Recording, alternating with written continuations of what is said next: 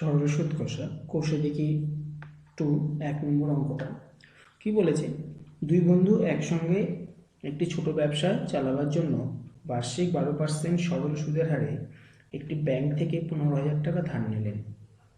4 বছর পরে ওই টাকার জন্য তাদের কত টাকা সুদ দিতে হবে তা হিসাব করে দেখতে বলেছে।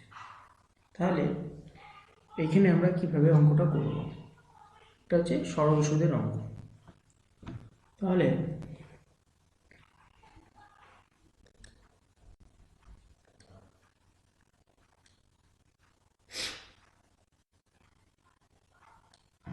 দেখো এখানে আসল কত, আসল কত,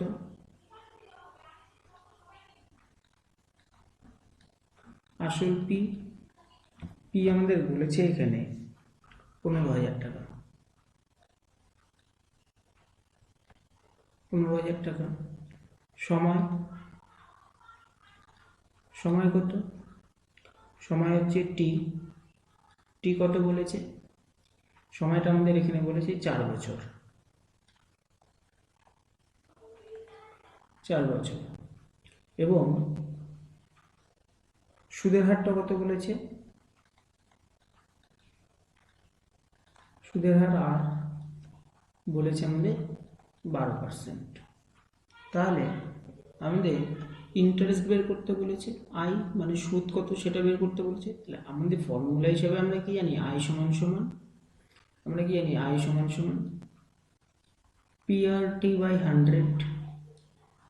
তাহলে এখানটায় পি এর জায়গায় কত 15,000, টি এর ভ্যালু কত, আর এর ভ্যালু হচ্ছে 12, টি এর ভ্যালু হচ্ছে 4, নিচে 100। তাহলে আমাদের এখানে কত আসছে, তাহলে দুটো শূন্য কেটে যাচ্ছে, দেখো দুটো শূন্য কেটে যাচ্ছে।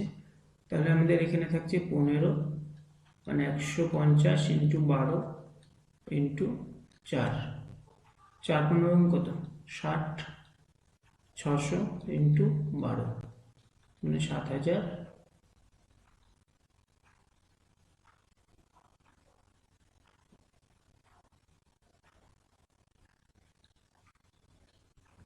200,